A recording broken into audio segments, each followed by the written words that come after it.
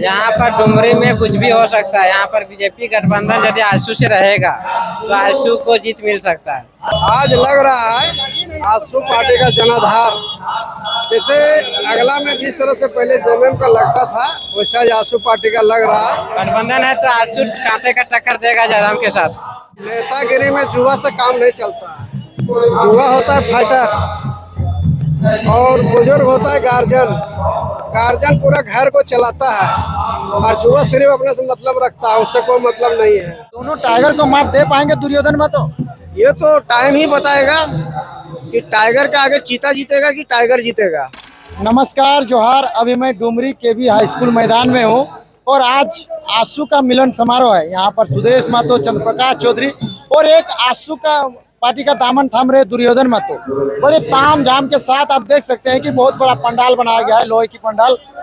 हजारों लाखों रुपये खर्च करके ये पंडाल बनाया गया है और हजारों लाखों लोग आए हैं इस मिलन समारोह में। आशू वही लोग हैं, जानने का प्रयास करते हैं कि डुमरी विधानसभा अब हॉट सीट माना जा रहा है। एक टाइगर नहीं रहे, दूसरा टाइगर भी यहीं से लड़ना चाह रहा है। साथ ही साथ दुर्योधन महतो भी अपना किस्मत आजमाना चाह रहे हैं। आज जो डुमरी के भी हाई स्कूल मैदान में जो ये मिलन समारोह रखा गया है, आप लोग इस पार्टी के कार्यकर्ता हैं कि आम जनता है देखने के लिए आए? नहीं, इस पार्टी का हम लोग कार्यकर्ता हैं। आशू का मिलन समारोह है जिसमें से हम लोग पूरा सज धज के और पूरा समाज सेवी सबको लेकर आए हैं। कुलगो से हमारा कम से कम 300 बाइक है।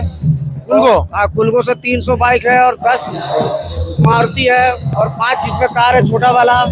सब हम लोग दुर्योधन महतो जी का सपोर्ट में आए हैं। और लेकिन अभी अचानक से एक जगन्नाथ महतो यहाँ से कई सालों से कई बार विधायक रह चुके हैं। अब उनकी पत्नी है, अब उसका बेटा जो राजू महतो है वो किस्मत आजमाना चाह रहे हैं डुमरी से। वही एक भाषा खतियान आंदोलन में जयराम महतो उभर के आए हैं, वो यहाँ से बोल रहे हैं डुमरी से चुनाव लड़ेंगे। देखना है कि एक पुराना टाइगर एक नया टाइगर, क्या दोनों टाइगर को मात दे पाएंगे दुर्योधन महतो?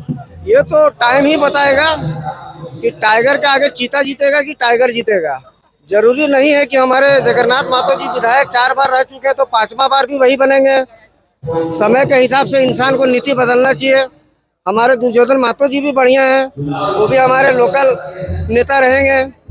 और एक ये भाषा खतियान जेबी केसेस का भी एक है सुप्रीमो जयराम महतो, वो भी बोल रहे हैं डुमरिया से लड़ेंगे। ना, अभी जयराम महतो का कोई चर्चा नहीं है। वो लोकसभा के चुनाव में उसका खतरनाक चर्चा था और हम लोग सपोर्ट किए थे। अगर लोकसभा और विधानसभा दोनों चुनाव को लेकर अगर एक ही पार्टी को सपोर्ट करेंगे तो झारखंड में हमारा कोई विकास नहीं होगा। दुर्योधन महतो जी हमारे नया चेहरा नहीं है। जब 1976 में पार्टी ज्वाइन किया था कम्युनिस्ट का, तो उस टाइम दुर्योधन महतो जी चुनाव लड़ना चाह रहे थे। उसी के आंदोलनकारी ने दुर्योधन महतो जी का बाप को हत्या कर दिया गया। और दुर्योधन महतो का राजनीतिक और सामाजिक का काम पहले से ही है। हाँ, राजनीतिक सामाजिक ये पहले से चल रहा है। इनका बहुत दिनों से प्लान चल रहा है। अभी इनको सपोर्ट मिला कि नहीं, आशू से ज्वाइन किया जाएगा। तो आज यहाँ पे मिलन समारोह का बैठक चला है। अच्छा, कौन कौन से आशू के बड़े दिग्गज नेता लोग आएंगे? आशू के बड़े दिग्गज नेता लोग हमारे सुरेश कुमार महतो जी हैं और हमारे आएंगे वो? हाँ, वो आएंगे। और हमारे चंद्रप्रकाश चौधरी जी हैं जो अभी सांसद हैं। हमारे जसोदा देवी जी हैं, वो सब यहाँ पहुँचे हुए हैं। और ये अगर हम लोग जानना चाहेंगे कि दुर्योधन महतो कहाँ के हैं, क्या उनका बायोग्राफी है, आज तक क्या किए हैं इसे राज्य के लिए, समाज के लिए? दुर्योधन महतो जी हमारे नारायणपुर के रहने वाले हैं और यहाँ डुमरी से लमसम 35 साल से रह चुके हैं। अभी ये चुनाव जीतने के बाद ही पता चलेगा कि क्या करेंगे। इतने सारे विधायक बन चुके हैं, क्या किए हैं उन लोग बताइए हमको। एक भी लिस्ट में नाम दिखाइए। तो क्या लग रहा है डुमरी विधानसभा के लोग एक नया चेहरा देखना? हाँ, नया चेहरा देखना चाह रहे हैं, नया विधायक बनाना चाह रहे हैं हम लोग। और भी कुछ लोग है जानने का प्रयास करते हैं। आपका क्या नाम है? मोहम्मद शाकिर। कहाँ घर हुआ? लोकसभा में किनको वोट दिए थे? लोकसभा में नहीं थे, बाहर गए थे, मतलब पलायन का भी यहाँ के लोग शिकार है। हाँ, हम लोग बाहर रहते हैं, बम्बई में रहते हैं। व्हाइट इस बार विधानसभा में रहिएगा कि बाहर चले जाएंगे? नहीं रहेंगे। इसको वोट देंगे? बस आए हम लोग सब बोले ना भैया दुर्योधन महतो। और भी कई ऐसे समाज सेवी लोग ये सबसे जानने का प्रयास करते हैं। आज के मिलन समारोह में पहुंचे हैं, किस तरह से आज का ही बल दिखेगा आशू पार्टी का कि किस तरह से विपक्ष को कमजोर या फिर शक्ति प्रदर्शन दिखाएंगे। जोहार जोहार, आपका चैनल का भी जोहार। आज लग रहा है आशू पार्टी का जनाधार। जैसे अगला में जिस तरह से पहले जेएमएम का लगता था वैसा ही आशू पार्टी का लग रहा है। हमको लग रहा है आने वाला विगत दिनों में मैंने झंडा आशू पार्टी का ही लहराएगा। कितने दिनों से मेहनत कर रही है आशू पार्टी डुमरी विधानसभा में? कुछ चंद वोटों के कारण पीछे रह जाती थी। आशू पार्टी यहाँ लगभग 5 से 10 सालों से मेहनत पूरा संघर्ष पूरा मैंने कर रही है।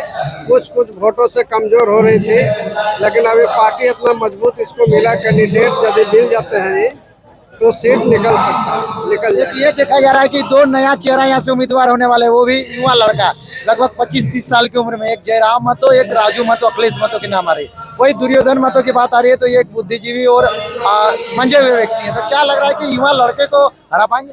देखिए, नेतागिरी में जुआ से काम नहीं चलता है। जुआ होता है फाइटर और बुजुर्ग होता है गार्जियन। गार्जियन पूरा घर को चलाता है और जुआ सिर्फ अपने से मतलब रखता है, उससे कोई मतलब नहीं है।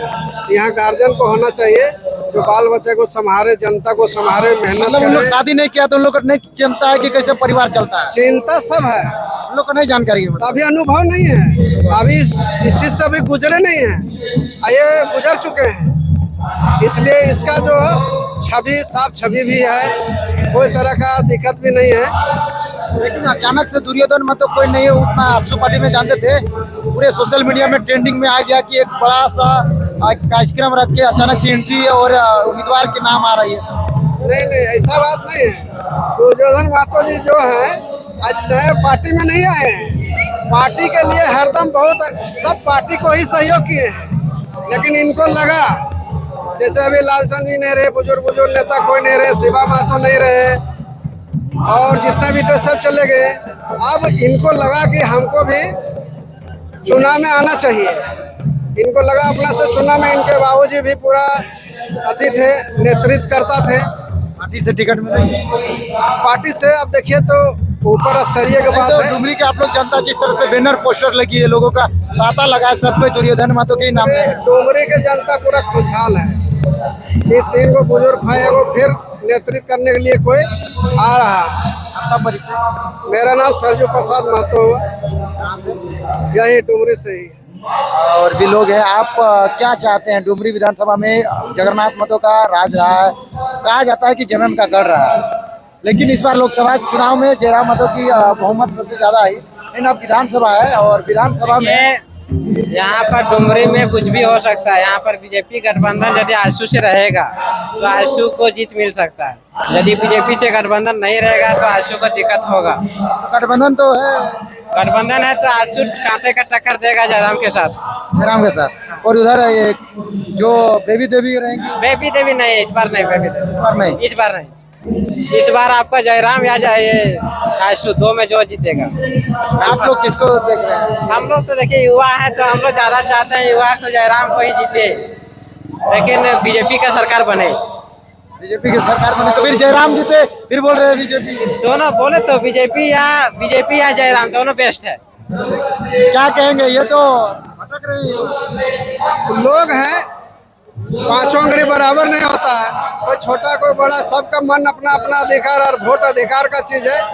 ये लोकतंत्र देश है, कोई भी कहीं जा सकता है, लेकिन रुझान अभी बढ़िया है। जयराम फिर टक्कर तब दे सकता है, युवा लोग का जोश चुनाव में जो भी लड़ता है सब टक्कर देता है। कौन कहता है कि हम हार रहे हैं? सो मतलब निर्दलीय भी वो जीत का दावेदारी पेश कर। हाँ, वो टक्कर देगा। चलिए, तो ये इनका कहना है कि इस बार इस तरह से माहौल है और इन लोग का कहना है कि इस बार हम लोग डुमरी विधानसभा से एक तरफ जयराम और एक तरफ दुर्योधन महतो की टक्कर होगी।